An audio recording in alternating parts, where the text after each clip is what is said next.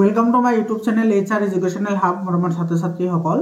आज तुमालोकर लगत आलोचना करिम आमार केमिस्ट्री पार्टर जिखिनि केमिकल रिएक्शन्स आछे गुटेकेटा रिएक्शन्स आमी आज आलोचना करिम आरो तुमालोकर एटु रिविजन हिसाबे तुमालोके लबा जेहेतु तुमार यार आगते बहुत बार आलोचना करा होइसे मरमर छात्र छात्री सकल जाते तुमालोके सहजते एटा भिडिओते जाते सम्पूर्णखिनि चाब पारा हेइ कारणे तुमालोकर कारणे মই এইখিনি प्रिपेयर करिसु मरमर छात्र छात्री सकल प्रत्येकटो केमिकल इकुएशनर विषये मैं डेस्क्रिप्शन दिम तुमालोके केनेके मनत राखिब लागे आरो एटु तुमालोकर की हिसाबे मनत राखिब लागिब बा केनेকুৱা धৰণৰ प्रश्न হ'ব পাৰে गुटेखिनि কথা আজি আমি এই ভিডিওটোত আলোচনা কৰিম मरमर छात्र छात्री सकल यार आगते आमी आलोचना करिसु चैप्टर वाइज एमसीक्यू तुमालोकर साइंसर 100% चैप्टर वाइज एमसीक्यू अपलोड करा होइसे मैं डेस्क्रिप्शनत लिंक দি দিম तुमालोके ताते गई চাই লবা प्री-बोर्ड एग्जामिनेशनर क्वेश्चन पेपर 25 টা জিলাৰ সলভ কৰা হৈছে एटू तुमालोके चाइ लबा हाफ इयरली क्वेश्चन पेपर 10টাৰ পৰা 12টা क्वेश्चन पेपर मैं सल्व करिसु हेतु चाइ लबा सैम्पल क्वेश्चन पेपर मैं 100% सैम्पल क्वेश्चन पेपर मैं अपलोड करिसु हेतु तुमालोके चाइ लबा आरो एडिशनल क्वेश्चन पेपर जितु আছে एडिशनल सैम्पल क्वेश्चन पेपर सेवर পৰা দুটা सैम्पल क्वेश्चन पेपर दिसे तो ইয়াৰে তোমাৰ जितु एडिशनल सैम्पल क्वेश्चन पेपर আছে हेतु আমি रिविजन हिसाबे एटु আমি आलोचना करिम अलरेडी अलपमान आलोचना करिसु तथापि आरो एबार आलोचना करिम फार्स्ट रिविजनर होइते आलोचना करिम मरमर छात्र छात्री सकल तुमालोकर जितु मैथ्स আছে मैथ्सर क्षेत्रतो মই ইমানখিনি तुमालोকক সহায় কৰিছো আৰু 100% फ्री অফ কষ্ট সহায় কৰিছো তো দেৰি নকৰাকৈ আৰম্ভ কৰিছো আজিৰ ভিডিওটো এই গুটেকেটা লিংক মই ডেসক্ৰিপচনত দি দিম तुमालोকে চাই লবা আৰু तुमालोকৰ WhatsApp গ্ৰুপ বনোৱা হৈছে तुमालोকৰ বাবে तुमालोকে WhatsApp গ্ৰুপত জয়েন হৈ লোৱা WhatsApp গ্ৰুপত तुमालोকে এবোৰৰ PDF ফাইল পাই যাব অলৰেডি মই শেয়াৰ কৰিছো এবাৰ তথাপি যদি तुमालोকৰ লাগে মই আকৌ এবাৰ শেয়াৰ কৰি দিম বাৰু আৰম্ভ কৰিছো আজিৰ ভিডিওটো এটো সব প্ৰথম যেটো আমাৰ কেমিকেল ইকুৱেচন আছে এই ইকুৱেচনটো হৈছে তোমাৰ স আইৰনে যেতিয়া ওয়াটাৰ লগত ৰিঅ্যাকশন কৰিব তেতিয়া আইৰন অক্সাইড আৰু হাইড্ৰোজেন গেছ ফৰ্মেশন কৰে তো বেসিক্যালি তোমাৰ এই প্ৰশ্নটো তোমালোকৰ ই হিসাব খালিটাই হিসাবে তাৰ পিছত তোমাৰ এটো ব্যালেন্সিং হিসাবে তোমালোকে এই প্ৰশ্নটো মনত ৰাখিবা আৰু এই যেটো সংকেত আছে এটো হৈছে আমাৰ মামৰৰ সংকেত তো মামৰৰ সংকেতটো তুমি মনত ৰাখিবা এৰ পিছত চ আমাৰ এই তাৰ পিছৰ যিখিনি ইকুৱেচন আছে সেই ইকুৱেচন দুটা তুমি মনত ৰাখিব লাগিব যে যেতিয়া কোনো এটা ৰাসায়নিক বিক্ৰিয়া সংঘটিত হয় তাত আমি কিছুমান এক্সটাৰ্নাল ফোৰ্স বা এক্সটাৰ্নাল বস্তু আমি এপ্লাই কৰিব লাগে যেনেকুৱা উষ্ণতা চাপ দিব লাগে বা অনুঘটক আমি ব্যৱহাৰ কৰিব লাগে তো তেনেকুৱা ধৰণৰ এই দুটা ইকুৱেচন তো ইয়াতে চোৱা যেটো প্ৰথম যেটো ইকুৱেচন আছে কাৰ্বন মনোক্সাইডে যেতিয়া হাইড্ৰোজেনৰ লগত ৰিঅ্যাকশন কৰে তেতিয়া তোমাৰ এটো চোৱা মিথানল ফৰ্মেশন হৈছে আৰু মিথানল যে ফৰ্মেশন হৈছে এটো আমাৰ চোৱা এটা বায়ুমণ্ডলীয় চাপ দিব লাগিব 340 atm एटीएम मान होइसे तुम्हार एटमॉस्फेरिक प्रेशर तो बेसिकली तुम्हार ए प्रश्नटोर कारणे तुमी ए कथाखिनि तुमी मनत राखिब लागि एखिनि तुम्हार खालिटा हिसाबे आहे 2016 পৰা 2024 ভিতৰত जिमानटा एमसीक्यू আহিছে গুটেকেটা एमसीक्यू মই আপলোড কৰিছো তোমালোকে যদি সোৱানে চাই লবা মই ডেসক্ৰিপচনত দি দিম এৰ পিছত চোৱা আমাৰ যেটো এটো কাৰ্বন ডাই অক্সাইড আৰু ওয়াটাৰ লগত যেটো ৰিঅ্যাকশন হয় যেটো তোমাৰ সূৰ্যৰ পোহৰ আৰু ক্লোৰোফিলৰ উপস্থিতি লাগে तो এই ৰিঅ্যাকশনটো বেসিক্যালি তোমাৰ কি হয় যেটো আমাৰ ফটোসিনথেসিস আছে ফটোসিনথেসিস অৰ্থাৎ যেটো আমাৰ হালুক সংশ্লেষণ হে হালুক সংশ্লেষণৰ ৰিঅ্যাকশন হয় তো এই হালুক সংশ্লেষণৰ ৰিঅ্যাকশনটো তুমি মনত ৰাখিব লাগিব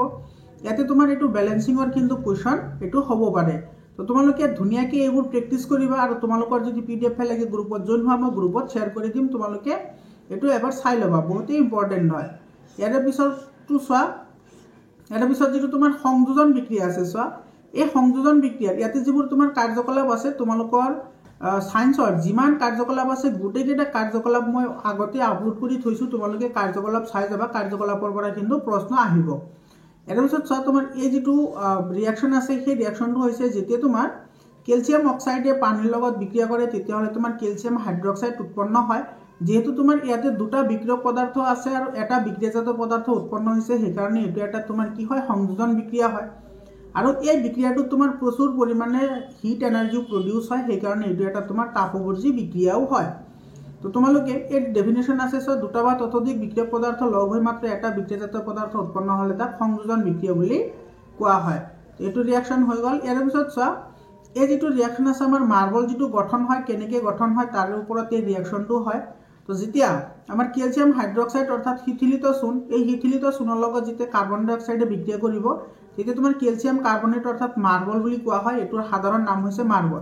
মাৰ্বল উৎপন্ন হয় তাৰ লগতে তোমাৰ কি উৎপন্ন হয় ওয়াটাৰো ফৰ্মেশন হয় এৰ পিছত চোৱা আমাৰ কিছুমান সংযোজন বিক্ৰিয়াৰ উদাহৰণ ইয়াতে দিছে চোৱা যে কয়লাৰ দহন যিটো আছে সেইটো কাৰ্বন আৰু অক্সিজেনৰ লগত বিক্ৰিয়া ঘটি তোমাৰ কাৰ্বন ডাই অক্সাইড ফৰ্মেশ্যন হয় আৰু যিটো আমাৰ পানীৰ গঠন আছে পানীৰ অণুৰ যে গঠন হয় সেই গঠনটো এটা তোমাৰ কি হয় সংযোজন বিক্ৰিয়া হয় মৰমৰ ছাত্ৰ ছাত্ৰীসকল এইবোৰ তোমালোকে এবাৰ ভালদৰে কনসেন্ট্ৰেশনৰ সৈতে তোমালোকে যদি আজিৰ ভিডিওটো সম্পূৰ্ণৰূপে চোৱা তোমালোকৰ গোটেইখিনি কথা মই তোমালোকক আজি মনত পেলাই দিম এতিয়া চোৱা ইয়াতে পিছত আছে তোমাৰ তাপবৰ্জী বিক্ৰিয়া চোৱা তাপবৰ্জী বিক্ৰিয়া কাক বোলে যিবোৰ বিক্ৰিয়া তোমাৰ কি হয় বিক্ৰিয়াজাত পদাৰ্থ উৎপন্ন হোৱাৰ লগতে তাপ উৎপন্ন হয় সেইবোৰ বিক্ৰিয়াক তোমাৰ তাপবৰ্জী ৰাসায়নিক বিক্ৰিয়া বুলি কোৱা হয় যেনেকুৱা প্ৰাকৃতিক গেছৰ দহন যেটো মিথেন গেছ আছে এটো এটা প্ৰাকৃতিক গেছ হয় प्राकृतिक गैस दहन माने ऑक्सीजनर লগত रिएक्शन करा मनत राखिबा তেতিয়া তোমাৰ কাৰ্বন ডাই অক্সাইড আৰু ওয়াটাৰ ফৰ্মেশন হয় আৰু ইয়াতে তোমাৰ কি হয় হিট এনাৰ্জিও প্ৰডিউস হয় সেই কাৰণে এটো এটা তোমাৰ কি হ'ব তাপবৰ্জী বিক্ৰিয়া হ'ব এৰ পিছত চোৱা শোষণ এটা আমাৰ কি হয় তাপবৰ্জী বিক্ৰিয়া হয় শোষণটো তাপবৰ্জী বিক্ৰিয়া এই কাৰণে হয় কাৰণ শোষণ এনেকুৱা এটা বিক্ৰিয়া যেটো বিক্ৰিয়াত তোমাৰ খাদ্য বস্তুবোৰ সৰল পদাৰ্থলৈ ভাঙি যায় দিছে চোৱা চাউল আলু ৰুটিত কাৰ্বোহাইড্ৰেট থাকে কাৰ্বোহাইড্ৰেটবোৰ গ্লুকোজ অণুলৈ ভাঙি যায় আৰু এইবোৰ ভাঙি যোৱাৰ লগতে তোমাৰ কি হয় শক্তিৰ যোগান ধৰে অৰ্থাৎ শক্তিৰ উৎপন্ন হয় সেই কাৰণে তোমাৰ শোষণ এটা কি হয় তাপবৰ্জী ৰাসায়নিক বিক্ৰিয়া হয় আৰু এই যেটো শোষণ বিক্ৰিয়া আছে শোষণ বিক্ৰিয়াটো তোমালোকে চাবা এই শোষণ বিক্ৰিয়াটো কিন্তু তোমালোকৰ খালি ঠাই হিচাপে আহিব পাৰে নহলে তোমাৰ ব্যালেন্সিংৰ ইকুৱেচন হিচাপেও আহিব পাৰে তেটো C6H12O6 এটো হৈছে তোমাৰ গ্লুকোজ বা শৰ্কৰা বুলি কয় অক্সিজেন আৰু ওয়াটাৰৰ লগত ৰিঅ্যাকশন কৰি কাৰ্বন ডাই অক্সাইড ওয়াটাৰ আৰু শক্তি উৎপন্ন কৰে এটো হৈছে আমাৰ কি শোষণৰ যেটো বিক্ৰিয়া আৰু যেটো তোমাৰ 3 নম্বৰ যেটো প্ৰশ্ন আছে এই প্ৰশ্নটো তোমাৰ খালি ঠাই হিচাপে আহিছে 2024 ত আহিছে অলৰেডি এই প্ৰশ্নটো মানে বনস্পতিজাত যিবোৰ দ্ৰব্য আছে সেই দ্ৰব্যবোৰ যেতিয়া পচন ঘটিব পচন ঘটাৰ সময়ত তোমাৰ কি হ'ব তাপ উৎপন্ন হ'ব অৰ্থাৎ হেতুক আমি কি বুলি কম তাপবৰ্জী ৰাসায়নিক বিক্ৰিয়া বুলি কম ইয়াৰ পিছত চোৱা যেটো আমাৰ বিযোজন বিক্ৰিয়া আছে এই বিযোজন বিক্ৰিয়া কাক কয় প্ৰথমতে তুমি হেতু জানিব লাগিব যে বিযোজন বিক্ৰিয়া হৈছে তোমাৰ এটা বিক্ৰিয়ক পদাৰ্থ থাকিব এটা ধৰলে তোমাৰ XYZ এটা বিক্ৰিয়ক পদাৰ্থ আছে হেতুৰ পৰা ভাঙি গৈ কি হ'ব X + Y + Z হ'ব অৰ্থাৎ তোমাৰ বহুকেটা বিক্ৰিয়াজাত পদাৰ্থ উৎপন্ন হ'ব আৰু তেনেকুৱা বিক্ৰিয়ক তেনেকুৱা ৰাসায়নিক বিক্ৰিয়াক তোমাৰ বিযোজন বিক্ৰিয়া বুলি কোৱা হয় বা ডিকম্পোজিশন ৰিঅ্যাকশন বুলিও কোৱা হয় ইয়াৰ প্ৰথম যেটো ৰিঅ্যাকশন আছে সেই ৰিঅ্যাকশনটো হৈছে এটো চোৱা আইৰন সালফেটক যেতিয়া আমি তাপ দিও তেতিয়া তোমাৰ আইৰন অক্সাইড অৰ্থাৎ ফেৰিক অক্সাইড সালফাৰ ডাই অক্সাইড আৰু সালফাৰ ট্ৰাই অক্সাইড উৎপন্ন হয় আৰু ইয়াতে তোমাৰ যেটো আইৰন সালফেটৰ অৰ্থাৎ ফেৰাছ সালফেটৰ যেটো তোমাৰ বৰণ আছে সেই বৰণটো তোমাৰ হেউজিয়া ৰংটো হলনি হয় হেউজিয়া ৰংটো কি হয় হলনি হৈ তোমাৰ কি হ'ব এটো কালাৰলেস হৈ যাব কালাৰলেস হ'ব কাৰণ তোমাৰ ইয়াতে কি হয় ইয়াতে তোমাৰ 7টা পানীৰ অণু থাকে বহুত ইম্পৰ্টেন্ট হয় তোমালোকে এটো মনত ৰাখিবা যেতিয়া আইৰন অক্সাইড অৰ্থাৎ ফেৰাছ সালফেটক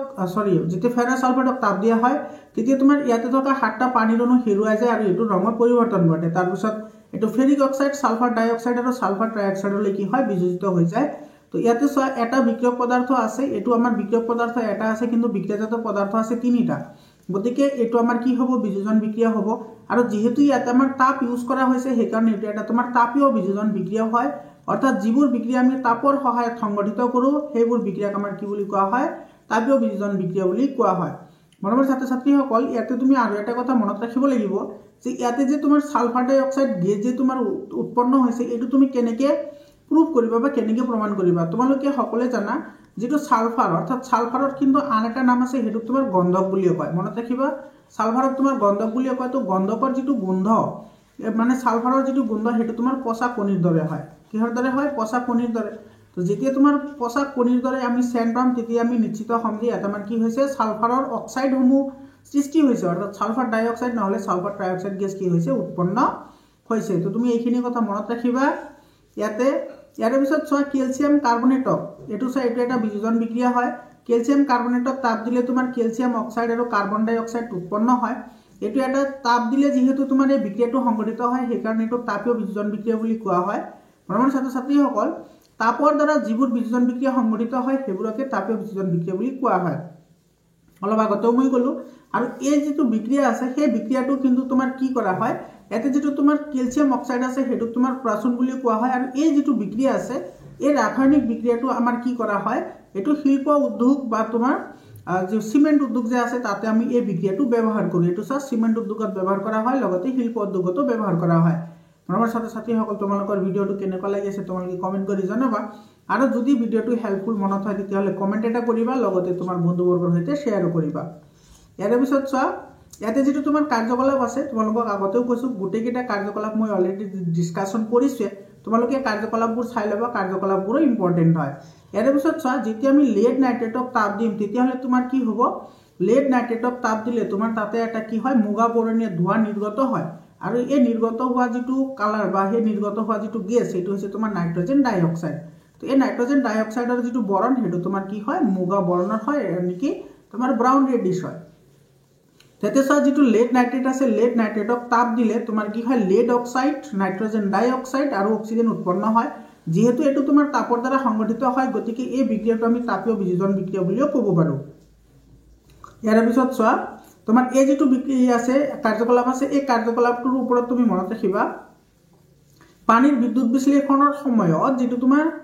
ইয়াতে যেটো তোমাৰ এনড আছে আৰু ইফালে তোমাৰ কি আছে ক্যাথড আছে এই তোমাৰ চোৱা ক্যাথডত তোমাৰ হাইড্ৰোজেন গেছ নিৰ্গত হয় আৰু এনডত তোমাৰ কি হয় অক্সিজেন গেছ নিৰ্গত হয় এই কথাটো তুমি মনত ৰাখিবা এটো তোমাৰ ইম্পৰ্টেন্ট হয় আৰু ইয়াতে তোমাৰ হাইড্ৰোজেন আৰু অক্সিজেনৰ যেটো আয়তনৰ অনুপাত চোৱা যেহেতু তোমাৰ ওয়াটাৰত H2O থাকে অৰ্থাৎ হাইড্ৰোজেন থাকে দুটা গতিকে আৰু অক্সিজেন থাকে এটা এই কাৰণে ইহতৰ উৎপন্ন হোৱা গেছৰ আয়তনৰ অনুপাত তোমাৰ কি হ'ব 2:1 হ'ব তুমি এইখিনি কথা মনত ৰাখিবা এটো এক্টিভিটিৰ পৰা আৰু ইয়াতে চোৱা তোমাৰ এই যেটো আছে যেটো তোমাৰ কি হয় সিলভাৰ ক্লোৰাইডৰ যেটো বিযোজন বিক্ৰিয়া হে বিক্ৰিয়াটো তুমি অলকে মনত ৰাখিবা এই বিক্ৰিয়াটো তোমাৰ এটো চোৱা সিলভাৰ ক্লোৰাইডৰ বৰণ হৈছে বগা সিলভাৰ ক্লোৰাইডৰ বৰণ কি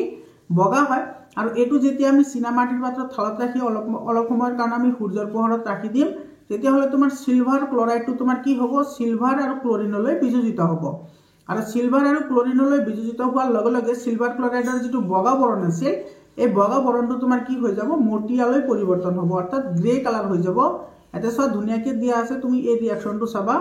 ইয়াৰ পিছত চোৱা আমাৰ যেটো কলা বগা ফটোগ্ৰাফিক ফিল্মত ইউজ কৰা হয় এটা বিক্ৰিয়া আছে এটো চোৱা কলা বগা ফটোগ্ৰাফিক ফিল্মত এই বিক্ৰিয়াটো ইউজ কৰা হয় হেতু হৈছে তোমাৰ সিলভাৰ ব্ৰোমাইড এটো আমি সূৰ্যৰ পোহৰত ৰাখিলে তোমাৰ সিলভাৰ আৰু ব্ৰোমিনলৈ কি হৈ যায় এটো বিযোজিত হৈ যায়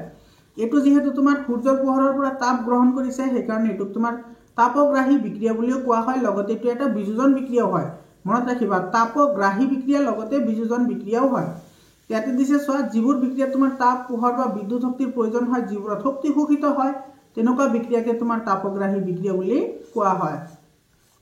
ইয়াৰ পিছত চোৱা ইয়াতে যেটো তোমাৰ আয়ৰণৰ যেটো কালাৰৰ পৰিৱৰ্তন হয় হেতু দিছে চোৱা লুৰ গজাল যেতিয়া আমি তোমাৰ কি কৰিম কপাৰ সালফেটৰ দ্ৰৱত ৰাখি দিম তেতিয়া তোমাৰ কি হ'ব লুৰ গজালৰ যেটো বৰণ আছে হেতু চেঞ্জ হৈ যাব কিহৰ কাৰণে চেঞ্জ হ'ব কাৰণ তোমাৰ আয়ৰনে যেতিয়া তোমাৰ কপাৰ সালফেটৰ লগত বিক্ৰিয়া কৰিব তেতিয়া তোমাৰ এটো আয়ৰন সালফেট আৰু কপাৰ উৎপন্ন হ'ব আৰু কপাৰক ইয়াতে তোমাৰ কি কৰিব ডিসপ্লেস কৰিব অৰ্থাৎ অপহৰণ কৰিব কিহৰ কাৰণে অপহৰণ কৰিব কাৰণ ইয়াতে যেটো কপাৰ আছে সেই কপাৰটো আয়ৰনতকৈ কম সক্ৰিয় অৰ্থাৎ আয়ৰনটো কপাৰতকৈ বেছি সক্ৰিয় সেই কাৰণে তোমাৰ কপাৰ সালফেটৰ পৰা তোমাৰ কি কৰে আয়ৰনে কপাৰক ইয়াৰ পৰা গেট আউট কৰে অৰ্থাৎ প্ৰতিস্থাপিত কৰে সেই কাৰণে এটো এটা তোমাৰ কি হয়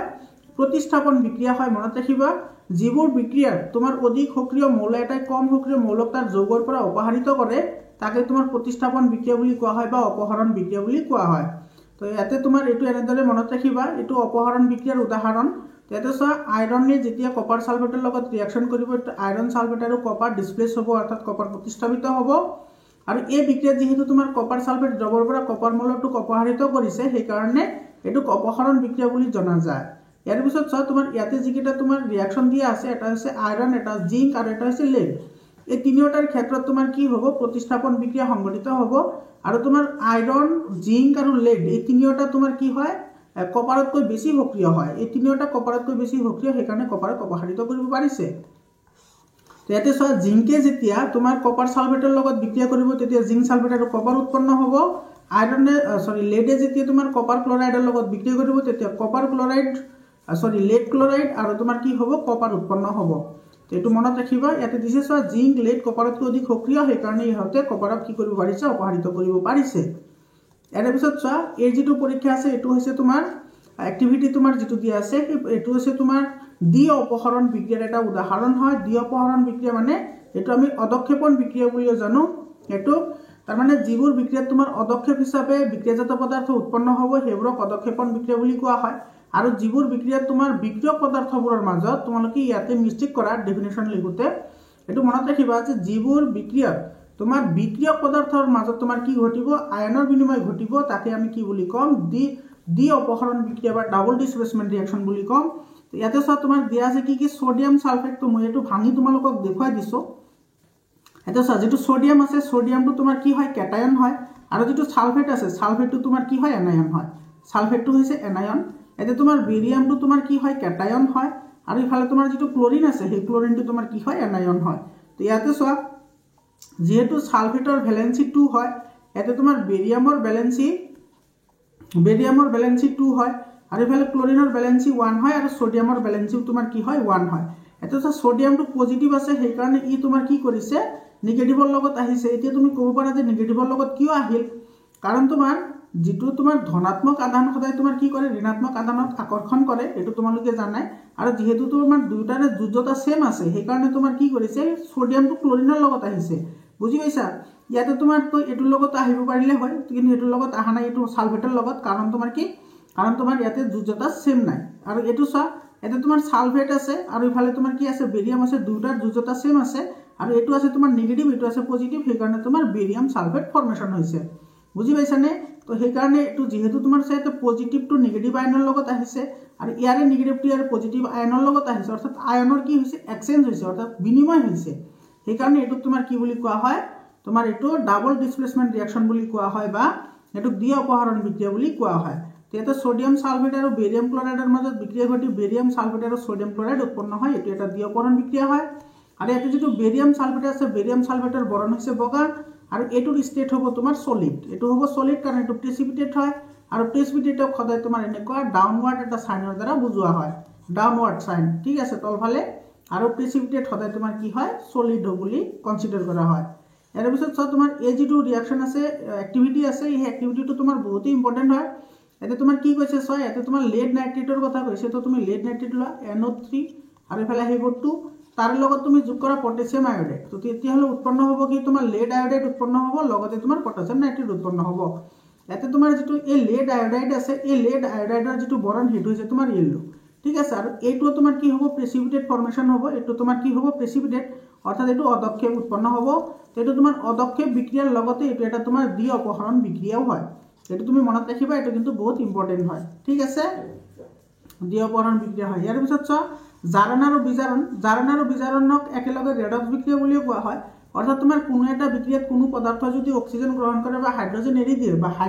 দিয়ে বা অক্সিজেন গ্ৰহণ কৰে তেতিয়া হলে তাক আমি ৰেডক্স ৰিঅ্যাকশন বুলি কওঁ তো এতিয়া সয়াতে দিছে কপাৰ পাউডাৰ পৃষ্ঠভাগ যেতিয়া কলা পৰিব কিহৰ কাৰণে কলা পৰিব যেতিয়া কপাৰক অক্সিজেনৰ লগত ৰিঅ্যাকশন কৰিব অৰ্থাৎ কপাৰক যেতিয়া তোমাৰ তাপ দিয়া হ'ব তেতিয়া তোমাৰ কি হয় কপাৰ অক্সাইড ফৰ্মেশন হয় যাৰ বৰণ হৈছে কলা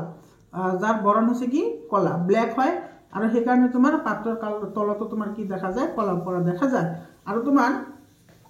এই যেটো কপাৰৰ লগত অক্সিজেনে ৰিঅ্যাকশন কৰি যেটো কপাৰ অক্সাইড ফৰ্মেশন কৰে এই বিক্ৰিয়াটো তোমাৰ বিপৰীতমুখী বিক্ৰিয়াও হয় অৰ্থাৎ কপাৰ অক্সাইডে যেতিয়া তোমাৰ হাইড্ৰোজেনৰ লগত ৰিঅ্যাকশন কৰিব তেতিয়া তোমাৰ কপাৰ আৰু ওয়াটাৰ ফৰ্মেশন কৰিব কেতিয়া ফৰ্মেশন কৰিব যেতিয়া আমি ইয়াতে তাপ ব্যৱহাৰ কৰিম বুজি পাইছানে তো এই ৰিঅ্যাকশনটো মনত ৰাখিবা বিশেষকৈ তোমাৰ এটো জাৰিত হোৱা পদাৰ্থ আৰু বিজাৰিত হোৱা পদাৰ্থ হিচাপে চিনাক্তকৰণ কৰিবলৈ আহে ইয়াতে চোৱা যেটো কপাৰ আছে সেই কপাৰৰ লগত অক্সিজেন যোগ হৈ কপাৰ অক্সাইড উৎপন্ন কৰিছে অৰ্থাৎ তোমাৰ ইয়াতে কি হৈছে কপাৰ জাৰণ হৈছে কপাৰৰ কি ঘটিছে জাৰণ ঘটিছে কাৰণ তোমাৰ কপাৰে অক্সিজেন লাভ কৰিছে এফালে চোৱা কপাৰ অক্সাইড আছিল কপাৰ অক্সাইডৰ পৰা তোমাৰ কি কৰিছে অক্সিজেন ইয়াতে নোহোৱা হৈছে অক্সিজেন নোহোৱা হৈ ইয়াতে কি উৎপন্ন কৰিছে কপাৰ উৎপন্ন কৰিছে অৰ্থাৎ তোমাৰ ইয়াতে কপাৰ অক্সাইডে অক্সিজেন হেৰুৱাইছে তো হেৰুৱালে তোমাৰ হেতু কি হয় বিজাৰণ হয় অৰ্থাৎ তোমাৰ কপাৰ অক্সাইড ইয়াতে কি হৈছে বিজাৰিত হৈছে কপাৰ অক্সাইড বিজাৰিত হৈছে আৰু ইয়াতে চোৱা হাইড্ৰোজেন আছিল হাইড্ৰোজেনটো তোমাৰ কি হৈছে ওয়াটাৰ ওয়েভ ফৰ্মেশন হৈছে অৰ্থাৎ তোমাৰ ইয়াতে তোমাৰ অক্সিজেন যোগ হৈছে তো অক্সিজেন যোগ হলে হেতুক আমি কি বুলি কওঁ জাৰণ বুলি কওঁ অৰ্থাৎ ইয়াতে তোমাৰ কি হৈছে জাৰণ আৰু বিজাৰণ দুটা একেলগে সংঘটিত হৈছে সেই কাৰণে এটো এটা তোমাৰ কি হয় ৰেডক্স ৰিঅ্যাকশন হয় বুজি পালানে এতিয়া চোৱা তোমাৰ ইয়াতে তোমাৰ এটো চোৱা ধুনিয়াকে ইয়াতে দি দিছে মই এটি মাত্ৰ আলোচনা কৰিলে তুমি এই দুটা ৰিঅ্যাকশন বহুত ইম্পৰ্টেন্ট হয় এই দুটা ৰিঅ্যাকশন তুমি কিন্তু মনত ৰাখিব লাগিব এটা চা জিংক অক্সাইড আছিল ইয়াৰ পৰা তোমাৰ কি হৈছে জিংক হৈছে অৰ্থাৎ অক্সিজেন এৰি দিছে অৰ্থাৎ এটো তোমাৰ কি হৈছে বিজাৰিত হৈছে জিংক অক্সাইড বিজাৰিত হৈছে আৰু ইয়াতে কাৰ্বন আছিল কাৰ্বনৰ পৰা তোমাৰ কাৰ্বন মনোক্সাইড হৈছে অৰ্থাৎ তোমাৰ কাৰ্বন কি হৈছে জাৰিত হৈছে তো এটা তোমাৰ জাৰণ আৰু বিজাৰণ দুটা একেলগে সংঘটিত হৈছে সেই কাৰণে এটো এটা তোমাৰ কি হয় ৰেডক্স ৰিঅ্যাকশন হয় এৰ পিছত চা ম্যাঙ্গানিজ অক্সাইড আছিল ম্যাঙ্গানিজ অক্সাইডে যেতিয়া হাইড্ৰোক্লোৰিক এসিডৰ লগত বিক্ৰিয়া কৰিছে ম্যাঙ্গানিজ ক্লোৰাইড আৰু ওয়াটাৰ লগতে ক্লোৰিন গেছ কি হৈছে উৎপন্ন হৈছে এতিয়া তুমি চোৱা ইয়াতে তোমাৰ ম্যাঙ্গানিজ অক্সাইড আছিল ম্যাঙ্গানিজ অক্সাইডৰ পৰা হৈ গৈছে তোমাৰ কি ম্যাঙ্গানিজ ক্লোৰাইড অৰ্থাৎ তোমাৰ মেংগানিজ অক্সাইডে তোমাৰ ইয়াৰ পৰা অক্সিজেন এৰি দিছে, মেংগানিজ অক্সাইড ইয়াতে কি হৈছে তোমাৰ বিজাৰিত হৈছে, মেংগানিজ অক্সাইড বিজাৰিত হৈছে। আৰু এইফালে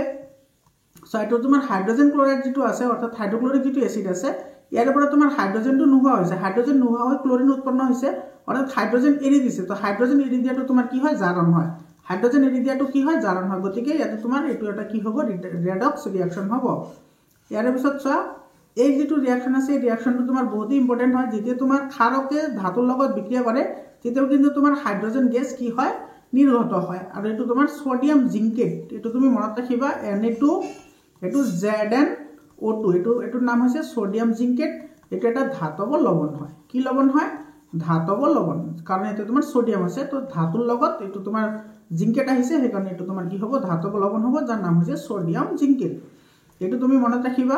ইয়াৰ পিছত চোৱা তোমালোকে ইয়াতে আৰু এটা কথা মনত ৰাখিবা যে হাইড্ৰজেন গেছ যে উৎপন্ন হয় সেই হাইড্ৰজেন গেছটো আমি কেনেকৈ প্ৰুভ কৰিম যে এইটো তোমাৰ হাইড্ৰজেন গেছ হয়। তো তোমাৰ কোনো এটা বিক্ৰিয়াত যিখিনি হাইড্ৰজেন গেছ উৎপন্ন হ'ব সেই হাইড্ৰজেন গেছখিনি আমি নিৰ্গম নলী এটা দি আনি আমি চাবোন পানীৰ মাজেৰে পাৰ কৰিম, চাবোন পানীৰ মাজেৰে যিখিনি আমাৰ বুদবুদনিৰ সৃষ্টি হ'ব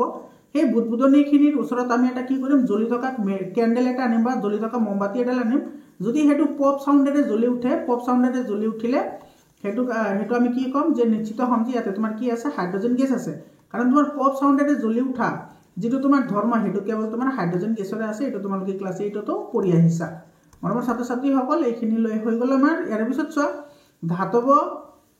কাৰ্বনেট আৰু ধাতৱ হাইড্ৰজেন কাৰ্বনেট এচিডৰ লগত কেনেদৰে বিক্ৰিয়া কৰে। এটা তোমাৰ দুটা ক্ষেত্ৰতে সেমে হয়। ইয়াতে চোৱা